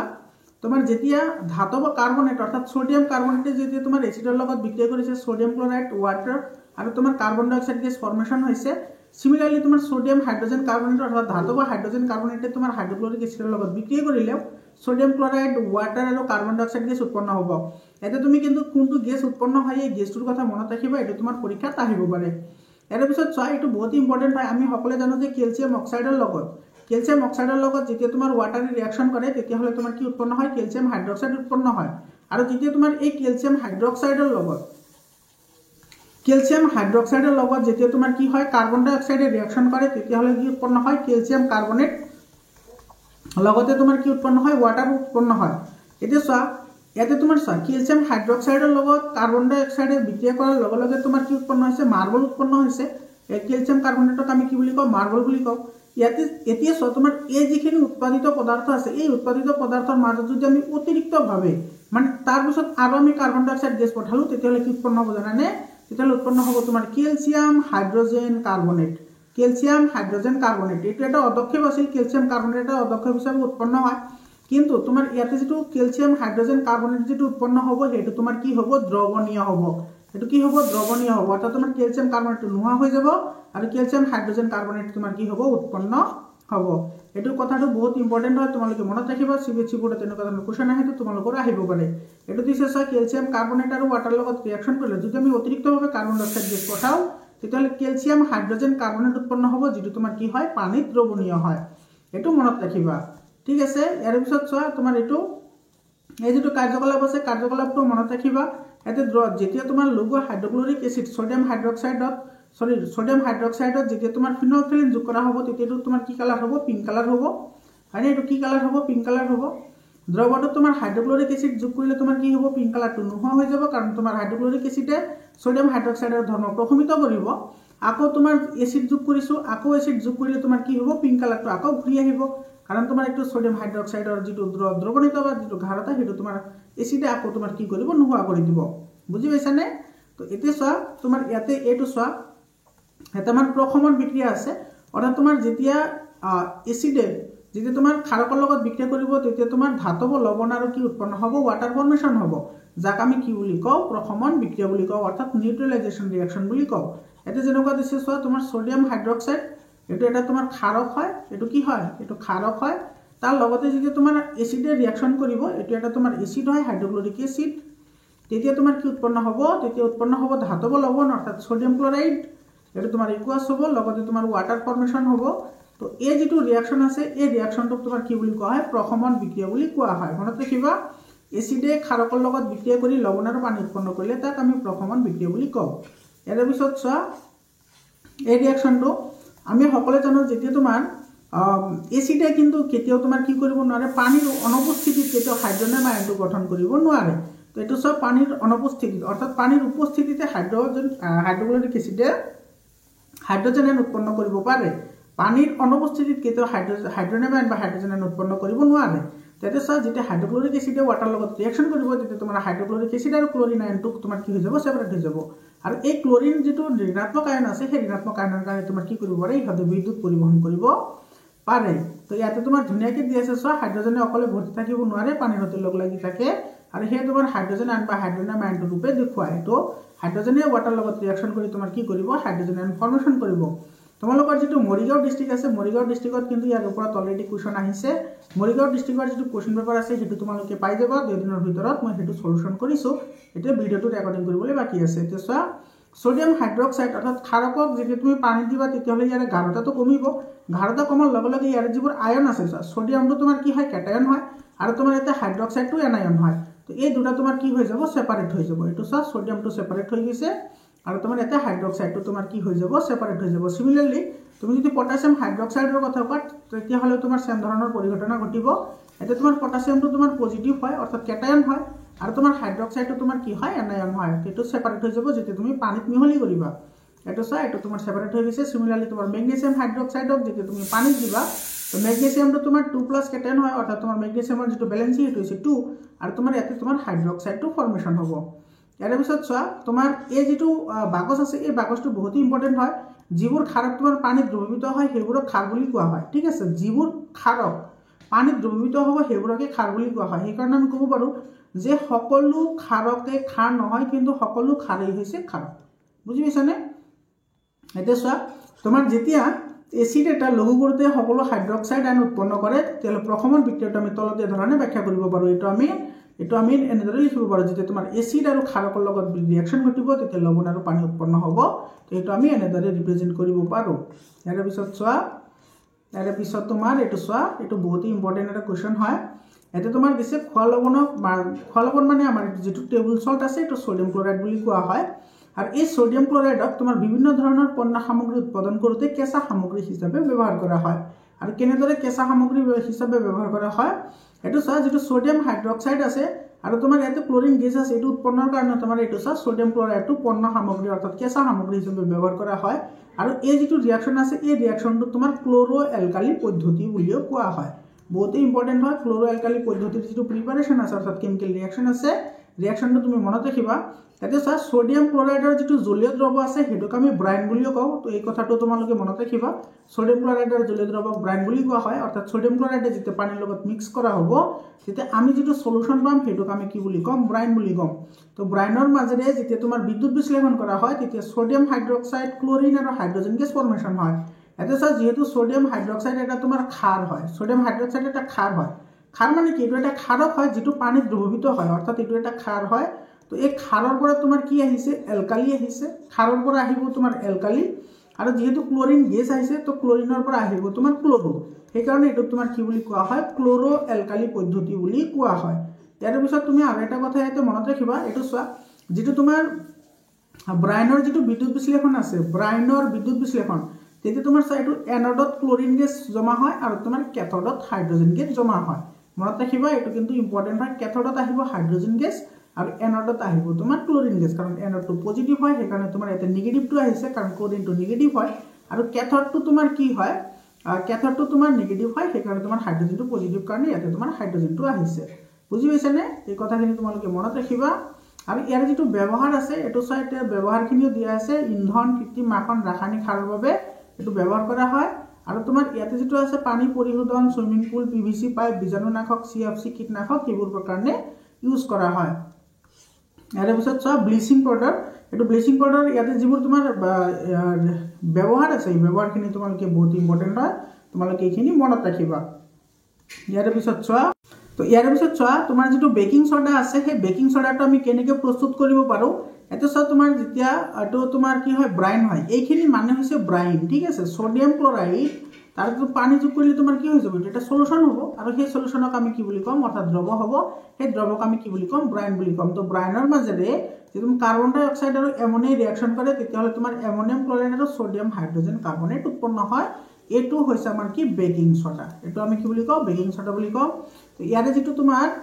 প্ৰস্তুত প্ৰণালী হেতু বহুতই ইম্পৰ্টেন্ট হয় এই প্ৰস্তুত প্ৰণালীটো তুমি মনত ৰাখিবা ঠিক আছে আৰু এটো সব তোমাৰ পকৰি বনালে এটো তোমাৰ কি কৰা হয় যে মুৰমুৰিয়া যে হয় সেই কাৰণে তোমাৰ এটো কি কৰা হয় সোডিয়াম হাইড্ৰোজেন কাৰ্বনেটটো ইউজ কৰা হয় আৰু সোডিয়াম হাইড্ৰোজেন কাৰ্বনেটটো তোমাৰ কি কৰা হয় এটো সোডিয়াম কাৰ্বনেট উৎপন্ন কৰাৰ কাৰণে ইউজ কৰা হয় সো সোডিয়াম হাইড্ৰোজেন কাৰ্বনেটক যেতি তোমাৰ তাপ দিয়া হ'ব তেতি সোডিয়াম কাৰ্বনেট হাইড্ৰোজেন গ্যাস আৰু কাৰ্বন ডাই অক্সাইড ফৰ্মেশন হয় আৰু তোমাৰ এই যেটো কাৰ্বন ডাই অক্সাইড গ্যাস আছে এই কাৰ্বন ডাই অক্সাইড গ্যাসৰ কাৰণে যিবোৰ আমাৰ কেক আছে বা পকৰি আছে সেইবোৰ তোমাৰ কি কৰে ফুলি উঠে সেইবোৰ ফুলি উঠে আৰু মুৰমুৰিয়া হয় মনত ৰাখিবা আমাৰ যেটো ৰন্ধা বঢ়াৰ সময়ত মানে কিহৰ কাৰণে ফুলি উঠে যদি কয় তেতিয়াহলে তুমি এই ৰিঅ্যাকশনটো লিখিব লাগিব বুজি পাইছানে তো এই ৰিঅ্যাকশনটো তুমি ভালদৰে মনত ৰাখিবা ইয়াৰ পিছত চোৱা সোডিয়াম হাইড্ৰোজেন কাৰ্বনেটৰ যেটো ব্যৱহাৰ আছে সোডিয়াম হাইড্ৰোজেন কাৰ্বনেটৰ ব্যৱহাৰৰ লগত তুমি এই কথাটো কিন্তু মনত ৰাখিবা বেকিং সোডাৰ লগত তোমাৰ টাৰ্টাৰিক এসিডৰ দৰে মৃদু ভক্ষণীয় কি কৰা হয় এসিড ব্যৱহাৰ কৰা হয় কি টাৰ্টাৰিক এসিড এটো মনত ৰাখিবা ঠিক আছে তেতে সোডিয়াম হাইড্ৰোজেন কাৰ্বনেটক টাৰ্টাৰিক এসিডৰ যিকোনো আয়ন যেটো এটা হাইড্ৰোজেন আয়ন দিছে ইয়াতে তোমাৰ কি আছে টাৰ্টাৰিক এসিড আছে কাৰণ এসিডত তোমাৰ কি থাকে হাইড্ৰোজেন আয়ন থাকে লগতে তোমাৰ কাৰ্বন ডাই অক্সাইড আৰু তোমাৰ কি ফৰ্মেশন হয় ওয়াটাৰ ফৰ্মেশন হয় তাৰ লগতে তোমাৰ এসিডৰ যেটো লৱণ থাকিব হেতু তোমাৰ কি হ'ব উৎপন্ন হ'ব আৰু তোমাৰ এই কাৰ্বন ডাই অক্সাইড গেছৰ কাৰণে তোমাৰ কি হ'ব এটো পকৰিটো বা কেকটো তোমাৰ ফুলি উঠিব আৰু মুৰমুৰিয়া হ'ব বুজি পালানে এৰ পিছত চোৱা এটোৰ ব্যৱহাৰ যিখিনি আছে তুমি ব্যৱহাৰখিনিও চাবা ইম্পৰ্টেন্ট হয় এৰ পিছত চোৱা তোমাৰ কাপোৰ ধোৱা যেটো সোডা আছে তাৰ লগত ৰিলেটেড যেটো তোমাৰ কেমিক্যাল ৰিঅ্যাকশন আছে সেই ৰিঅ্যাকশনটো তুমি মনত ৰাখিব লাগিব আৰু এটো তোমাৰ কেনেকৈ প্ৰস্তুত কৰা হয় সেই প্ৰস্তুতখিনিও তুমি মনত ৰাখিব লাগিব ইম্পৰ্টেন্ট হয় ঠিক আছে তেতে সোডিয়াম কাৰ্বনেটৰ পুনঃস্ফটিকৰণ ঘটালে কাপোৰ ধোৱা সোডা পোৱা যায় অৰ্থাৎ সোডিয়াম কাৰ্বনেটক যদি আমি পানী মিহলি কৰো তেতিয়াহলে আমাৰ কি সোডিয়াম কাৰ্বনেট উৎপন্ন হ'ব ইয়াতে আৰু এটা কথা মনত ৰাখিবা সোডিয়াম হাইড্ৰোজেন কাৰ্বনেটত কোনো ধৰণৰ পানীৰ অণু নাথাকে কিন্তু তোমাৰ যেটো সোডিয়াম কাৰ্বনেট আছে সোডিয়াম কাৰ্বনেটত তোমাৰ সব 10টা পানীৰ অণু আছে কেটা পানীৰ অণু 10টা পানীৰ অণু ইয়াতে সব 10টা পানীৰ অণু আছে তো মনত ৰাখিবা এটা ধৰে কোৱেশ্চন আহিব পাৰে যে তলৰ কোনটোত স্ফটিকবদ্ধ জল নাথাকে তো এটো তোমাৰ সোডিয়াম হাইড্ৰোজেন কাৰ্বনেটত জল নাথাকে তাৰ পিছত সোডিয়াম কাৰ্বনেটত তোমাৰ কি থাকে 10টা পানীৰ অণু থাকে এটোক আমি কি বুলি কও কাপোৰ ধোৱা সোডা বুলি কও ঠিক আছে তো এইখিনি তুমি মনত ৰাখিবা এৰ পিছত সব প্লাস্টাৰ অফ পেৰিছ বহুতই ইম্পৰ্টেন্ট হয় জিপসামক 373 উষ্ণতাত উত্তপ্ত কৰিলে পানী হেৰুৱাই তোমাৰ ক্যালসিয়াম হেমিহাইড্ৰেট লৈ পৰিৱৰ্তন হয় আৰু ইয়াকে তোমাৰ প্লাস্টাৰ অফ পেৰিছ বুলি কোৱা হয় অৰ্থাৎ যেতিয়া তোমাৰ ক্যালসিয়াম সালফেটৰ তোমাৰ দুটা পানীৰ অণু থাকে যেতিয়া ইয়াক আমি তাপ দিম তেতিয়া তোমাৰ কি হ'ব এটো ক্যালসিয়াম সালফেট এটো হেমিহাইড্ৰেট লৈ কি হ'ব পৰিৱৰ্তন হ'ব আৰু ইয়াতে তোমাৰ পানীৰ অণু থাকিব এটা থাকিব কিমানটা এটা দুটা আছিল ইয়াতে থাকিব তোমাৰ ডেটা পানীৰ অণু তোমাৰ এটো কি হৈ যাব হেৰুৱাব আৰু তাৰ ফলত তোমাৰ এটো কি হয় এটো সা ক্যালসিয়াম হেমিহাইড্ৰেট উৎপন্ন হয় যাক তোমাৰ কি বুলি কোৱা হয় প্লাস্টাৰ অফ পেৰিছ অৰ্থাৎ POP বুলি কোৱা হয় প্লাস্টাৰ অফ পেৰিছ বুলি কোৱা হয় ইয়াতে সা এই ৰিঅ্যাকশনটো তুমি মনত ৰাখিবা এই কেমিক্যাল ৰিঅ্যাকশনটো এটো সা এটো তোমাৰ ক্যালসিয়াম সালফেট হেমিহাইড্ৰেটৰ লগত যেতিয়া তোমাৰ ডেটা পানীৰ অণু আহিব তেতিয়া আকৌ তোমাৰ এটো কি হ'ব জিপসামলৈ পৰিৱৰ্তন হ'ব তো ইয়াতে চোৱা তোমাৰ এই যেটো প্লাস্টাৰ অফ পেৰিছ আছে প্লাস্টাৰ অফ পেৰিছ যদি পানীৰ সংস্পৰ্শত আহে তেতিয়া হলে তোমাৰ এটো কি হ'ব জিপসামলৈ পৰিৱৰ্তন হ'ব আৰু জিপসাম এটা তোমাৰ কি হয় টান পদাৰ্থ হয় সেই কাৰণে প্লাস্টাৰ অফ পেৰিছক সদায় তোমাৰ কি কৰিব লাগে পানীৰ পৰা আঁতৰত ৰাখিব লাগে তোমালোকে এই কথাখিনি মনত ৰাখিবা ইয়াৰ লগত ৰিলেটেড তোমাৰ কোৱেশ্চন আছে এতিয়া চোৱা তোমাৰ এই যেটো ইকুৱেশন আছে এটো ইম্পৰ্টেন্ট হয় কপাৰ যেতিয়া বতাহৰ সংস্পৰ্শত উত্তপ্ত কৰা হয় তেতিয়া অক্সিজেনৰ লগ লাগি কলা অক্সাইড উৎপন্ন কৰে অৰ্থাৎ কপাৰ 2 অক্সাইড উৎপন্ন কৰিব যাৰ বৰণ হৈছে কলা ঠিক আছে আৰু যেতিয়া তোমাৰ এলুমিনিয়ামে অক্সিজেনৰ লগত ৰিঅ্যাকশন কৰিব তেতিয়া তোমাৰ কি হ'ব এলুমিনিয়াম অক্সাইড ফৰ্মেশন হ'ব আৰু তোমালোকে এটা আৰু এটা কথা মনত ৰাখিবা ধাতৱীয় অক্সাইডবোৰ সদায় ক্ষাৰকীয় প্ৰকৃতিৰ হয় আৰু অধাতৱীয় অক্সাইডবোৰ সদায় তোমাৰ কি হ'ব আম্লিক হ'ব অৰ্থাৎ যিবোৰ অক্সাইডে এটো চোৱা যিবোৰ এম্ফোটেৰিক অক্সাইড আছে অৰ্থাৎ তোমাৰ উভধৰ্মী অক্সাইড আছে অৰ্থাৎ যিবোৰ অক্সাইডে তোমাৰ কি কৰিব ধাতব অক্সাইডে তোমাৰ অম্ল আৰু ক্ষাৰ উভয়ৰ লগত বিক্ৰিয়া কৰি লৱণ আৰু পানী উৎপন্ন কৰিব হিয়তক উভধৰ্মী অক্সাইড বুলি কোৱা হয় উদাহৰণ স্বৰূপে তোমাৰ এটো চা এলুমিনিয়াম অক্সাইড এটা তোমাৰ কি হয় উভধৰ্মী অক্সাইড হয় অৰ্থাৎ এটো তোমাৰ কি হয় এম্ফোটেৰিক অক্সাইড হয় আৰু এই এম্ফোটেৰিক অক্সাইড হোৱাৰ কাৰণে এটো তোমাৰ এসিডৰ লগতো ৰিঅ্যাকশন কৰিব লগতে ক্ষাৰকৰ লগতো ৰিঅ্যাকশন কৰিব আৰু তোমাৰ যেতিয়া এলুমিনিয়াম অক্সাইডে যেতিয়া তোমাৰ এসিডৰ লগত ৰিঅ্যাকশন কৰিব অৰ্থাৎ হাইড্ৰক্লোৰিক এসিডৰ লগত ৰিঅ্যাকশন কৰিব তে তোমাৰ এলুমিনিয়াম ক্লোৰাইড আৰু ৱাটাৰ ফৰ্মেশ্যন হ'ব। সিমিলাৰলি তোমাৰ এলুমিনিয়াম অক্সাইডে সোডিয়াম হাইড্ৰক্সাইডৰ ক্ষাৰকৰ লগত ৰিয়াকশ্যন কৰিলে এটা সোডিয়াম এলুমিনেট উৎপন্ন কৰিব। তোমালোকে এই ৰিয়াকশ্যনটো মনত ৰাখিবা, এইটো কিন্তু খালিটা হিচাপেও আহিব পাৰে, লগতে ৱাটাৰ ফৰ্মেশ্যন কৰিব। এইটোৰ নাম হৈছে সোডিয়াম এলুমিনেট, অৰ্থাৎ NaAlO2, এইটো হৈছে সোডিয়াম এলুমিনেট। এইখিনি আমাৰ হৈ গ'ল। ইয়াৰ পিছত চোৱা, যিটো আমাৰ সোডিয়াম অক্সাইড আছে, সোডিয়াম অক্সাইডে পানীৰ লগত ৰিয়াকশ্যন কৰিলে সোডিয়াম হাইড্ৰক্সাইড উৎপন্ন হ'ব। পটাছিয়াম অক্সাইডে ৱাটাৰ লগত ৰিয়াকশ্যন কৰিলে পটাছিয়াম হাইড্ৰক্সাইড উৎপন্ন হ'ব।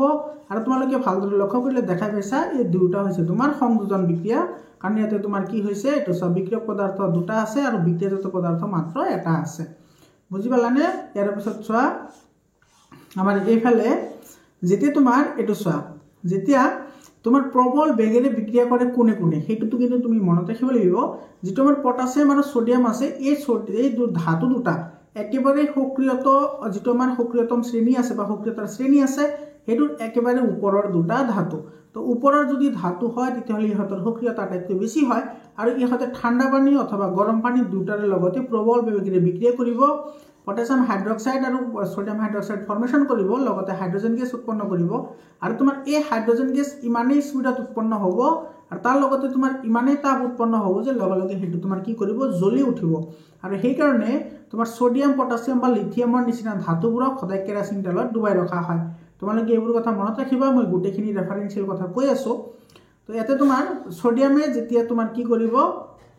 ৱাটাৰৰ লগত ৰিয়াকশ্যন কৰিব, তেতিয়া সোডিয়াম হাইড্ৰক্সাইড ফৰ্মেশ্যন হ'ব, লগতে তোমাৰ হাইড্ৰজেন গেছ আৰু তাপ শক্তি উৎপন্ন হ'ব। আৰু এই তাপ শক্তিৰ কাৰণে তোমাৰ যিটো হাইড্ৰজেন গেছ আছে, আমি সকলোৱে জানো যে হাইড্ৰজেন গেছটো পপ চাউণ্ডেৰে জ্বলি উঠে, আৰু যিহেতু তোমাৰ প্ৰবল বেগেৰে জ্বলি উঠিব, সেইকাৰণে ইয়াতে তোমাৰ ডাঙৰ এটা শব্দ হোৱাৰো সম্ভাৱনা থাকে। সেইকাৰণে তোমাৰ পটাছিয়াম আৰু সোডিয়াম দুটা ধাতুকে কেৰাচিন তেলত ডুবাই ৰখা হয়, যাতে অক্সিজেনৰ সংস্পৰ্শত আহিব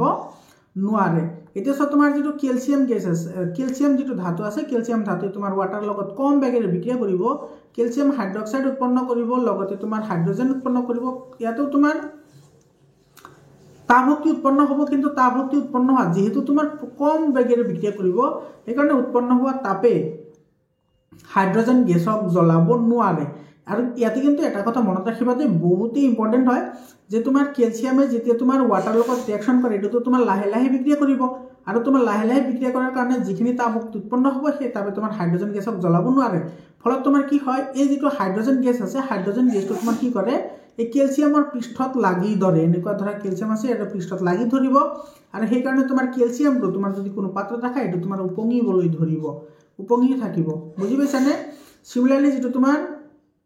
মেগনেছিয়াম আছে, মেগনেছিয়ামৰ ক্ষেত্ৰতো সেম ঘটনাই ঘটে। যদি তোমাৰ মেগনেছিয়ামে যদি তোমাৰ ৱাটাৰৰ লগত ৰিয়াকশ্যন কৰিব, তেতিয়া তোমাৰ কি হ'ব, মেগনেছিয়াম হাইড্ৰক্সাইড ফৰ্মেশ্যন হ'ব, আৰু মেগনেছিয়াম হাইড্ৰক্সাইডৰ লগত তোমাৰ হাইড্ৰজেন গেছ ফৰ্মেশ্যন হ'ব। কিন্তু এই হাইড্ৰজেন গেছটো তোমাৰ মেগনেছিয়ামৰ চাৰিওফালে পৃষ্ঠত লাগি ধৰিব, আৰু যিখিনি তোমাৰ এনাৰ্জি অৰ্থাৎ তাপ শক্তি উৎপন্ন হ'ব, সেইটো তোমাৰ হাইড্ৰজেন গেছক জ্বলাব নোৱাৰে, কাৰণে তোমাৰ মেগনেছিয়ামটো পানীত কি কৰিব, উপঙি থাকিব। বুজি পালানে?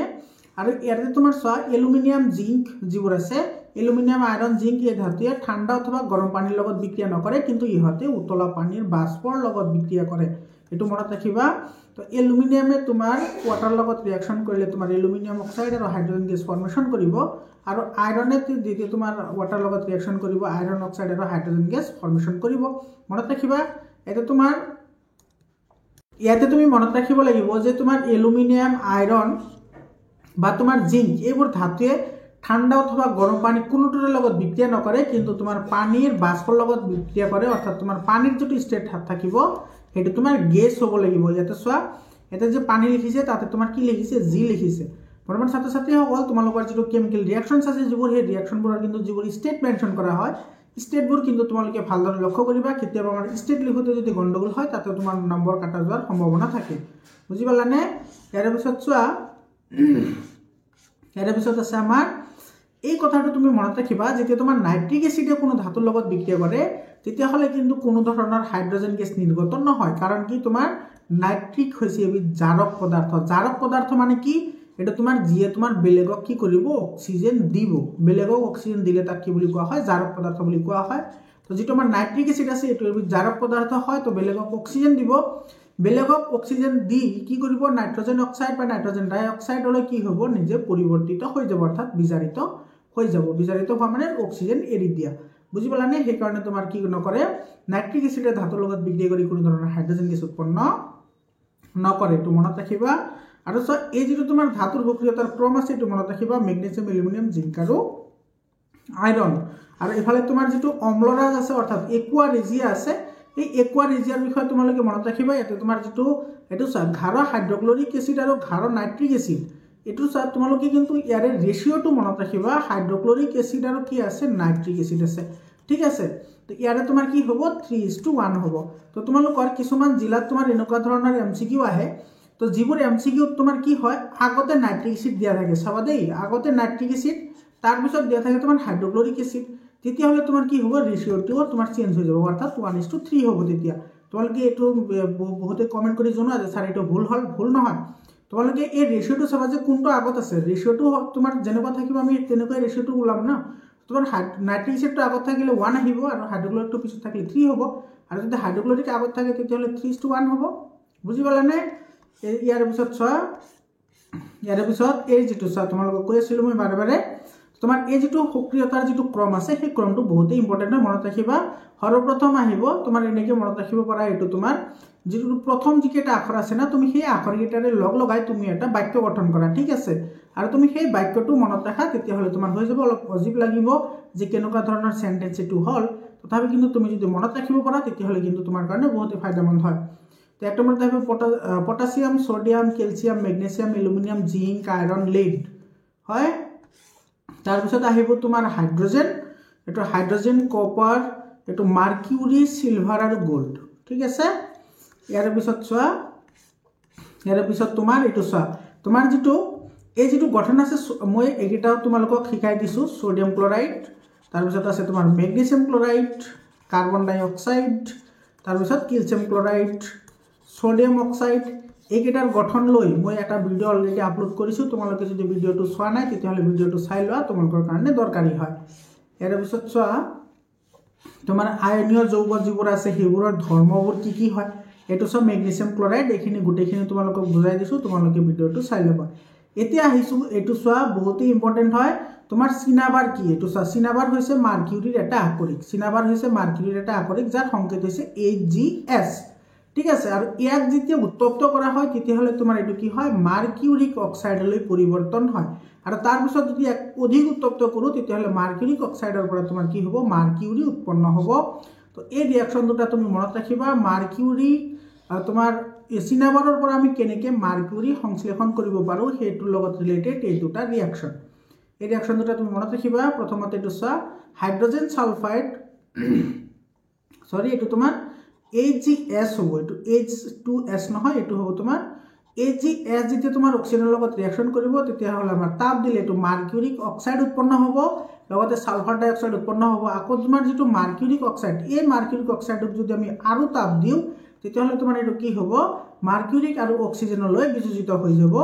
আৰু এই যেটো মাৰ্কিউৰিক অক্সাইড এটো তোমাৰ বিশুদ্ধ মাৰ্কিউৰিক আমি পাম তো এটো আমি সংশ্লেষণ কৰিব পাৰিম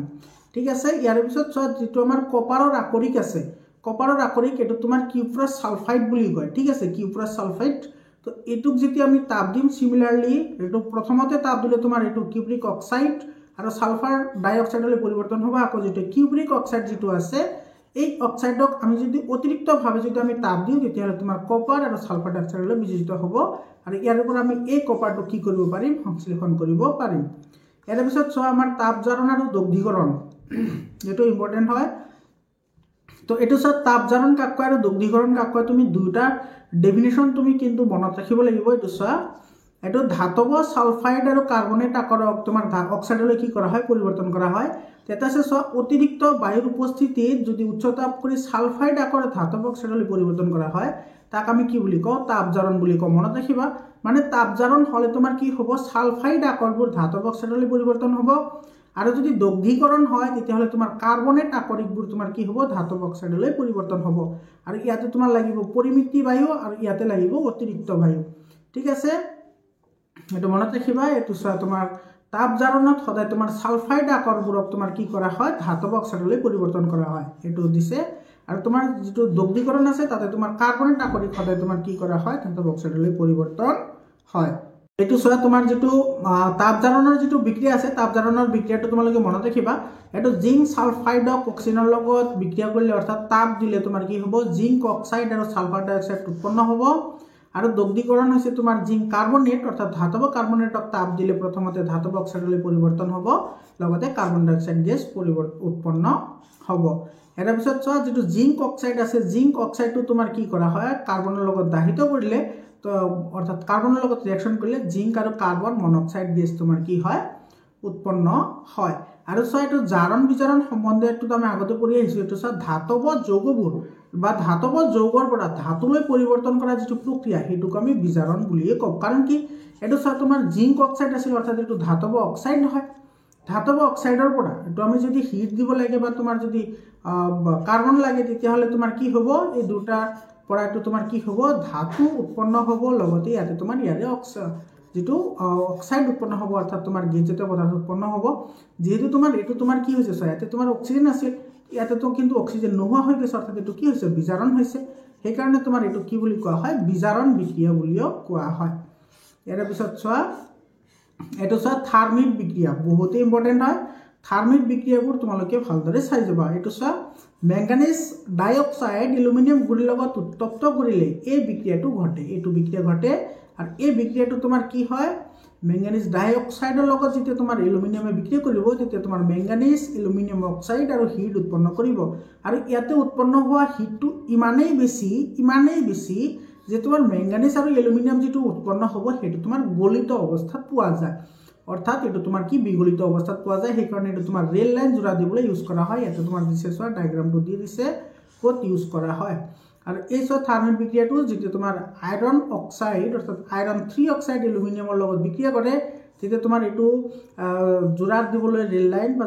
তোমাৰ ভঙা যন্ত্ৰপাতিৰ অংশ জোৰাত লগাবলৈ ব্যৱহাৰ কৰা হয় আৰু ইয়াকে আমি থাৰ্মিক বিক্ৰিয়া বুলি কওঁ এটো থাৰ্মিক বিক্ৰিয়া এই কাৰণে কোৱা হয় কাৰণ ইয়াতে তোমাৰ প্ৰচুৰ পৰিমাণে কি হয় তাপ উৎপন্ন হয় আৰু এই তাপৰ কাৰণে যিখিনি তোমাৰ এলুমিনিয়াম আৰু তোমাৰ কি হ'ব এটো আইৰন উৎপন্ন হ'ব এইখিনি তোমাৰ চাইটো বিগলিত অৱস্থাত থাকিব এটো চা আইৰনৰ আগত পিছত তোমাৰ কি লিখা আছে এল লিখা আছে অৰ্থাৎ এটো তোমাৰ কি হ'ব জুলীয় অৱস্থাত পোৱা যাব অৰ্থাৎ এই কাৰণে তোমাৰ এটো কি কৰা হয় তোমাৰ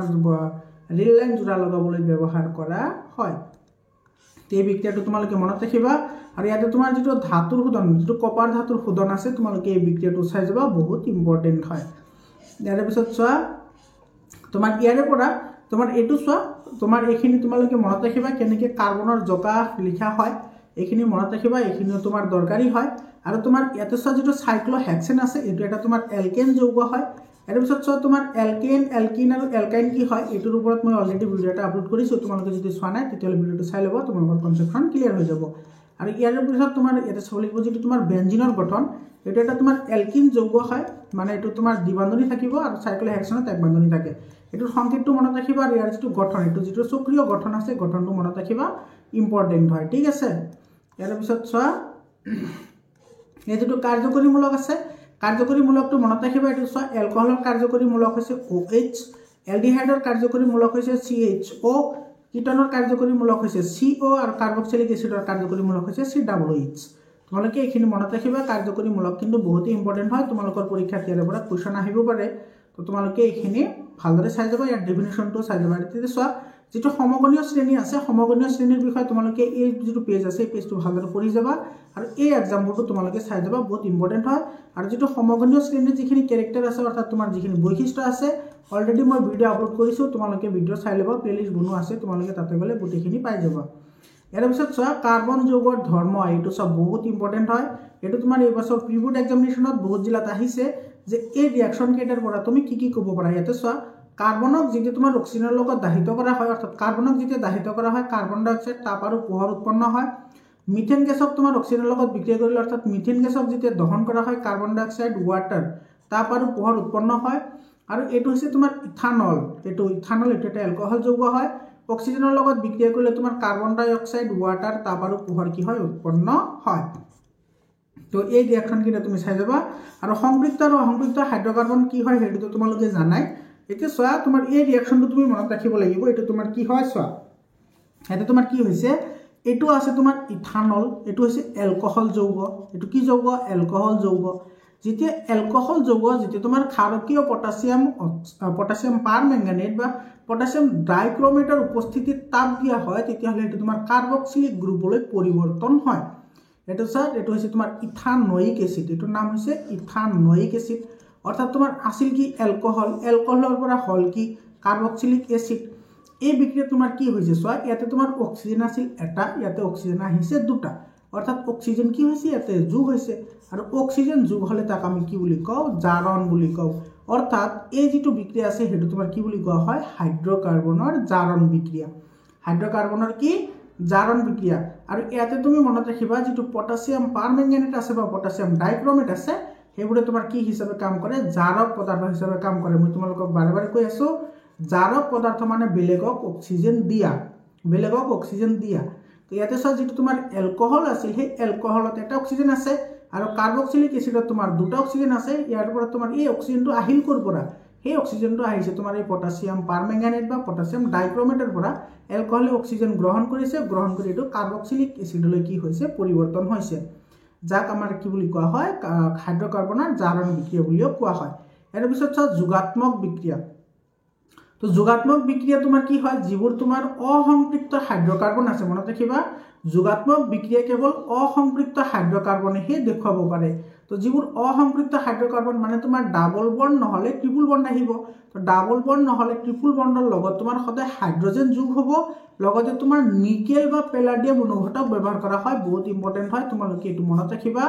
নিকেল বা পেলাডিয়াম অনুঘটকৰ উপস্থিতি যেতিয়া তোমাৰ অসম্পৃক্ত হাইড্ৰোকাৰ্বনত যেতিয়া হাইড্ৰোজেন যোগ হয় তেতিয়াহ'লে হেতু তোমাৰ কি হৈ যায়, সংপৃক্ত হাইড্ৰোকাৰ্বনলৈ পৰিৱৰ্তন হয়, অৰ্থাৎ স্যাচুৰেটেড হাইড্ৰোকাৰ্বনলৈ কনভাৰ্ট হৈ যাব। আৰু এই বিক্ৰিয়াটোক তোমাৰ যোগাত্মক বিক্ৰিয়া বুলি কোৱা হয়। অৰ্থাৎ তোমাৰ যি বিক্ৰিয়া তোমাৰ অসম্পৃক্ত হাইড্ৰোকাৰ্বনৰ লগত হাইড্ৰোজেন যোগ হ'ব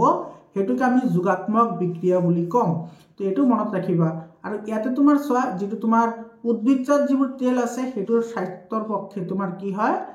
ভাল হয়। কাৰণ অসম্পৃক্ত বা জন্তুৰ যিবোৰ চৰ্বি থাকে সেইবোৰত ফেটি এসিড থাকে আৰু সেইবোৰ আমাৰ কাৰণে কি হয় ক্ষতিকাৰক হয়। আৰু এইবোৰত থাকে তোমাৰ অসম্পৃক্ত হাইড্ৰোকাৰ্বন। তোমালোকে এই কথাখিনি মনত ৰাখিবা, বহুতেই ইম্পৰ্টেন্ট হয়, ঠিক আছে। মানে জন্তুৰ চৰ্বিবোৰ তোমাৰ অসম্পৃক্ত হাইড্ৰোকাৰ্বন হয়। আৰু তোমাৰ ইয়াতে যেটো প্ৰতিস্থাপন বিক্ৰিয়া আছে, প্ৰতিস্থাপন বিক্ৰিয়া তুমি এইখিনি কথা মনত ৰাখিবা। প্ৰতিস্থাপন বিক্ৰিয়া মানে যিবোৰ তোমাৰ বিষম পৰমাণু আছে, বিষম পৰমাণু মানে তোমাৰ হাইড্ৰোকাৰ্বন যৌগত যদি তোমাৰ বেলেগ যৌগবোৰে যেতিয়া তোমাৰ হাইড্ৰোজেন বা কাৰ্বনৰ লগত লগ লাগিব তেতিয়াহ'লে হেতু তোমাৰ বিষম পৰমাণু বুলি কোৱা হয়। আৰু এই বিষম পৰমাণু যেতিয়া তোমাৰ হাইড্ৰোজেনক প্ৰতিস্থাপিত কৰিব তেতিয়াহ'লে তাক হেতু তোমাৰ কি বুলি কোৱা হয়, হাইড্ৰোকাৰ্বনৰ প্ৰতিস্থাপন বিক্ৰিয়া বুলি কোৱা হয়। ইয়াতে সব মিথেন আছিল, মিথেনে তোমাৰ ক্লোৰিনৰ লগত লগ লাগি তোমাৰ এটো সব ক্লোৰোমিথেন আৰু হাইড্ৰোক্লোৰিক এসিড উৎপন্ন কৰিছে, আৰু এটো তোমাৰ সূৰ্যৰ পোহৰত উৎপন্ন কৰিছে। ইয়াতে সব তোমাৰ প্ৰতিস্থাপন বিক্ৰিয়া বুলি কোৱা হয় কাৰণ এটা হাইড্ৰোজেন পৰমাণু আন এটা হাইড্ৰোজেন পৰমাণুৰ গুটে দখল কৰে। এলকনৰ উচ্চ সমগণবোৰৰ প্ৰতিস্থাপন বিক্ৰিয়াৰ ফলত একাধিক উপজাত দ্ৰব্য পোৱা যায়। তো এইটো প্ৰতিস্থাপন বিক্ৰিয়াটো তুমি মনত ৰাখিবা। ইয়াৰ যেটো প্ৰশ্নাৱলীৰ যেটা প্ৰশ্ন আছে প্ৰশ্ন দুটা তোমালোকৰ কাৰণে ইম্পৰ্টেন্ট হয়, তোমালোকে এইখিনি যাবা। ইয়াৰ পিছত চোৱা ইথানলৰ ধৰ্ম। তো ইথানলৰ ধৰ্মখিনি তুমি কেনেকৈ ৰাসায়নিক বিক্ৰিয়াৰ হয় প্ৰমাণ কৰিবা এই বিষয়ে তোমালোকৰ পৰীক্ষাত আহিব পাৰে। তো ইথানলে যেতিয়া তোমাৰ সোডিয়ামৰ লগত বিক্ৰিয়া কৰিব, ইথানলৰ সংকেত হৈছে এটো হৈছে ইথানল। তো ইথানলে যেতিয়া তোমাৰ সোডিয়ামৰ লগত বিক্ৰিয়া কৰিব তেতিয়াহ'লে তোমাৰ উৎপন্ন হয় সোডিয়াম ইথক্সাইড। এই ৰিঅ্যাকশনটো তোমালোকে মনত ৰাখিব লাগিব। তাৰ পিছত তোমাৰ এই যৌগটোৰ নাম মনত ৰাখিব লাগিব, কেতিয়াবা যৌগটোৰ নাম হবে, আৰু লগত উৎপন্ন হ'ব তোমাৰ হাইড্ৰোজেন গেছ। তো এইটো তুমি মনত ৰাখিবা। ইয়াৰ পিছত তোমাৰ আৰু এটা আছে তোমাৰ এটো চোৱা, এটো মনত ৰাখিবা। কিন্তু ইয়াৰ আগতে আমি কি পাইছিলো চোৱা, এটো হৈছে তোমাৰ ইথানল। ইয়াৰ আগতে আমি কি পাইছিলো, যেতিয়া তোমাৰ ইথানলৰ লগত অৰ্থাৎ CH3CH2OH এটোৰ লগত যেতিয়া তোমাৰ পটাছিয়াম পাৰমেংগানেট অৰ্থাৎ KMnO4 নহলে তোমাৰ পটাছিয়াম ডাইক্ৰোমেট অৰ্থাৎ K2Cr2O7 ৰিঅ্যাকশন কৰিছিল তেতিয়াহ'লে আমাৰ উৎপন্ন হৈছিল কি CH3COOH অৰ্থাৎ কাৰ্বক্সিলিক এসিড উৎপন্ন হৈছিল। আৰু তেতিয়া আমি ইউজ কৰিছিলো কি পটাছিয়াম পাৰমেংগানেট নহলে পটাছিয়াম ডাইক্ৰোমেট, য'ত তোমাৰ এইবোৰে তোমাৰ কি কৰিছিল জাৰক পদাৰ্থ হিচাপে কাম কৰিছিল। আৰু তেতিয়া তোমাৰ কাৰ্বক্সিলিক এসিডলৈ পৰিৱৰ্তন হৈছিল। আৰু ইয়াতে কিন্তু তাৰ উল্টাটো দিয়া আছে দেই, তোমালোকে এইটো লক্ষ্য কৰিবা, কনফিউজ নহবা। তো ইয়াতে তোমাৰ কি কৰিব, যেটো তোমাৰ গাঢ় সালফিউৰিক এসিড আছে সেই সালফিউৰিক এসিডে তোমাৰ ইয়াৰ পৰা কি কৰিব বিজাৰক পদাৰ্থ হিচাপে কাম কৰিব অৰ্থাৎ নিৰোধক দ্ৰব্য হিচাপে কাম কৰিব অৰ্থাৎ ইয়াৰ পৰা তোমাৰ কি কৰিব অক্সিজেন হটাই দিব অৰ্থাৎ অক্সিজেন ইয়াৰ পৰা গুচাই দিব তো অক্সিজেন গুচাই দিয়াৰ লগে লগে এটো তোমাৰ কি হ'ব অসম্পৃক্ত হাইড্ৰকাৰ্বনলৈ পৰিৱৰ্তন হ'ব তো এটো আছে তোমাৰ এলকহল যৌগ এটো তোমাৰ এটা সম্পৃক্ত যৌগ হয় আৰু সম্পৃক্ত যৌগৰ পৰা তোমাৰ এটো কি হ'ব অসম্পৃক্ত যৌগলৈ পৰিৱৰ্তন কৰিব আৰু অসম্পৃক্ত আৰু এই যেটো ৰিঅ্যাকশন আছে সেই ৰিঅ্যাকশনটো তোমাৰ নিৰোধক দ্ৰব্য হিচাপে তোমাৰ কি বুলি তোমাৰ কি কৰা হয় সালফিউৰিক এসিডটো ইউজ কৰা হয় আৰু ইয়াতে তোমালোকে আৰু এটা কথা মনত ৰাখিবা কনসেন্ট্ৰেটেড সালফিউৰিক এসিড ইয়াতে ইউজ কৰা হয় তোমালোকৰ কেতিয়াবা যদি এমসিকিউ আহে বা কেতিয়াবা তোমালোকে যদি ইয়াতে লঘু বুলি লিখি দিয়া তেতিয়া হলে তোমাৰ এটো ভুল হৈ যাব বুজি পাইছানে তো তুমি এই ৰিঅ্যাকশনটো তোমাৰ মনত ৰাখিবা ঠিক আছে ইয়াৰ পিছত চোৱা এটো চোৱা ইথানয়িক এসিডৰ যেটো ৰাসায়নিক ধৰ্ম হেতু তোমাৰ ইম্পৰ্টেন্ট হয় এটো ইথানয়িক এসিডে যেতি তোমাৰ এলকহলৰ লগত বিক্ৰিয়া কৰিব তেতিয়া তোমাৰ এস্টাৰ যৌগ উৎপন্ন হয় এস্টাৰ যৌগ বহুত ইম্পৰ্টেন্ট হয় আৰু এনে ধৰণৰ যিবোৰ বিক্ৰিয়া আছে হেবোৰকে এস্টাৰিভৱন বিক্ৰিয়া বুলি কোৱা হয় অৰ্থাৎ তোমাৰ যিবোৰ বিক্ৰিয়াত এসিড আৰু এলকহলৰ মাজত বিক্ৰিয়া ঘটি তোমাৰ কি কৰিব এস্টাৰ যৌগ উৎপন্ন কৰিব তাকে আমি এস্টাৰিভৱন বিক্ৰিয়া বুলি কম তো তাৰ এটা এক্সাম্পল হৈছে এটো সো যেতে ইথানয়িক এসিড এটো এটা তোমাৰ কি হয় এটো এটা কাৰ্বক্সিলিক যৌগ হয় আৰু তোমাৰ এলকহল এটো এটা এলকহল যৌগ হয় ইথানলটো এলকহল হয় যে তোমাৰ এসিডৰ উপস্থিতিত যেতে তোমাৰ এই দুটা ৰিঅ্যাকশন কৰিব তেতে তোমাৰ কি হ'ব এস্টাৰ যৌগ উৎপন্ন হ'ব এটো হৈছে এস্টাৰ যৌগ আৰু এনেকুৱা বিক্ৰিয়াক আমি এস্টাৰিভৱন বিক্ৰিয়া বুলি কওঁ আৰু ইয়াতে তুমি এটা কথা মনত ৰাখিবা এসিডৰ অনুঘটকৰ উপস্থিতিত ইথানয়িক এসিড আৰু নিৰ্ভেজাল এলকহল এটো নিৰ্ভেজাল হ'ব লাগিব মানে তোমাৰ হেতু পিওৰ হ'ব লাগিব ঠিক আছে পিওৰ এলকহলৰ মাজত বিক্ৰিয়া ঘটিলে এস্টাৰ উৎপন্ন হয় আৰু এই এস্টাৰৰ যেটো তোমাৰ ব্যৱহাৰ হেতু মনত ৰাখিবা এস্টাৰ বিধ সুগন্ধি দ্ৰব্য এক সুগন্ধি দ্ৰব্যৰ খাদ্য সুস্বাদু হিচাপে তোমাৰ কি কৰা হয় ব্যৱহাৰ কৰা হয় আৰু এটা তোমাৰ বহুত ইম্পৰ্টেন্ট হয় এখিনি কথা তুমি মনত ৰাখিবা যেটো তোমাৰ সোডিয়াম হাইড্ৰক্সাইড অৰ্থাৎ এটা ক্ষাৰকৰ লগত এস্টাৰ যৌগ তোমাৰ বিক্ৰিয়া কৰিব পুনৰ এলকহল আৰু কাৰ্বক্সিলিক এসিডলৈ কি হ'ব ৰূপান্তৰিত হ'ব যাক আমি কি বুলি কওঁ সেপনিফিকেশন অৰ্থাৎ ছাবনী বৱন বিক্ৰিয়া বুলি কোৱা হয় এতিয়া কথা হ'ল যে এটো আমি ছাবনী বৱন বিক্ৰিয়া বুলি কিয় কোৱা হয় কাৰণ এটো তোমাৰ কি কৰা হয় সাবুন উৎপাদনত ব্যৱহাৰ কৰা হয় এই কাৰণে এটো তোমাৰ সেপনিফিকেশন বা ছাবনী বৱন বিক্ৰিয়া বুলিও কোৱা হয় এতে চোৱা এটো তোমাৰ ছাবনী বৱন বিক্ৰিয়া বুলি কোৱা হয় কাৰণ তোমাৰ এটো সাবুন উৎপাদনত ব্যৱহাৰ কৰা হয় তেতে চোৱা এটো তোমাৰ আছে এটো এস্টাৰ যৌগ যেতে তোমাৰ সোডিয়াম হাইড্ৰক্সাইডৰ লগত বিক্ৰিয়া কৰিব তেতে তোমাৰ এটো চোৱা ইথানল আৰু এটো হৈছে তোমাৰ সোডিয়াম ইথক্সাইড এটোৰ নাম হৈছে সোডিয়াম ইথক্সাইড আগতেও পাইছিল আমি এটো উৎপন্ন হৈছে আৰু এটো হৈছে তোমাৰ ছাবনী বৱন বিক্ৰিয়া বহুত ইম্পৰ্টেন্ট হয় মনত ৰাখিবা ছাবনী বৱন বিক্ৰিয়া কি হয় ইয়াৰ পিছত চোৱা ক্ষাৰকৰ লগত বিক্ৰিয়া তো তোমাৰ ইথানয়িক এসিডে ক্ষাৰকৰ লগত কেনেকৈ বিক্ৰিয়া কৰে তো ইথানয়িক এসিডে যেতিয়া তোমাৰ ক্ষাৰকৰ লগত বিক্ৰিয়া কৰিব তেতিয়া তোমাৰ কি হ'ব সোডিয়াম ইথক্সাইড লগতে তোমাৰ ওয়াটাৰ ফৰ্মেশন কৰিব এটো তুমি মনত ৰাখিবা সোডিয়াম ইথানয়েড বা সোডিয়াম এসিটেট বা সোডিয়াম তোমাৰ ইথানয়েড কি কৰিব ফৰ্মেশন কৰিব ইয়াৰ পিছত চোৱা এটো কাৰ্বনেট আৰু হাইড্ৰজেনৰ লগত বিক্ৰিয়া কৰে কেনে ধৰণে যেতে তোমাৰ ইথানলে যেতে তোমাৰ সোডিয়াম কাৰ্বনেটৰ লগত বিক্ৰিয়া কৰিব তেতিয়া হলে তোমাৰ এটো সোডিয়াম ইথানয়েড ওয়াটাৰ আৰু তোমাৰ কি হ'ব কাৰ্বন ডাই অক্সাইড গেছ ফৰ্মেশন হ'ব সিমিলাৰলি যেতে তোমাৰ সোডিয়াম হাইড্ৰজেন কাৰ্বনেটৰ লগত ৰিঅ্যাকশন কৰিব এটো হৈছে তোমাৰ ইথানয়িক এসিডে যেতে তোমাৰ সোডিয়াম হাইড্ৰজেন কাৰ্বনেটৰ লগত বিক্ৰিয়া কৰিব তেতিয়া তোমাৰ সোডিয়াম এসিটেট আৰু তোমাৰ ওয়াটাৰ লগতে কাৰ্বন ডাই অক্সাইড গেছ প্ৰডিউস হ'ব তোমালোকে এইবোৰ ৰিঅ্যাকশন প্ৰেক্টিস কৰিবা তোমালোকে যদি কপি লৈ বহিছা তেতিয়ালে মোৰ লগে লগে লিখিবা তো মৰমৰ ছাত্ৰ ছাত্ৰী সকল এইখিনি আছিল আমাৰ মোস্ট ইম্পৰ্টেন্ট যিবোৰ আমাৰ কি আছিল কেমিক্যাল ৰিঅ্যাকশন আছিল গুটেকেটা কেমিক্যাল ৰিঅ্যাকশন আমি তোমালোকৰ লগত আলোচনা কৰিলো তোমালোকৰ ভিডিওটো কেনেকুৱা লাগিল তোমালোকে কমেন্ট কৰি জনোৱা মৰমৰ ছাত্ৰ ছাত্ৰী সকল আৰু তোমালোকৰ কোনটো টপিকৰ ওপৰত ভিডিও লাগে তোমালোকে কমেন্ট কৰি জনোৱা তোমালোকৰ বন্ধুবৰ্গৰ সৈতে শেয়াৰ কৰা আৰু তোমালোকে মোৰ পাৰ্সোনাল WhatsApp নম্বৰ লৈ লোৱা 7002824673 তোমালোকৰ কোনো প্ৰবলেম থাকিলে তোমালোকে ইয়াতে মোৰ লগত কন্টাক্ট কৰিব পাৰিবা তোমালোকে কল নকৰিবা WhatsApp কৰিবা মৰমৰ ছাত্ৰ ছাত্ৰী সকল ইয়াৰ পিছত তোমালোকৰ কাৰণে মই লৈ আহিছো মাৰাথন ভিডিও সেই মাৰাথন ভিডিও তোমালোকৰ বায়োলজি কেমিস্ট্ৰি ফিজিক্স আৰু তোমাৰ যিখিনি EVS ৰ পাৰ্ট আছে গোটেইখিনি পাৰ্ট মই তোমালোকক ৰিভিজন কৰাই দিম তোমালোকে ভিডিওবোৰ সম্পূৰ্ণকৈ চাই থাকিবা মৰমৰ ছাত্ৰ ছাত্ৰী সকল আজিৰ কাৰণে এইখিনি আকৌ লগ পাম বেলেগ এটা ভিডিও লৈ ধন্যবাদ।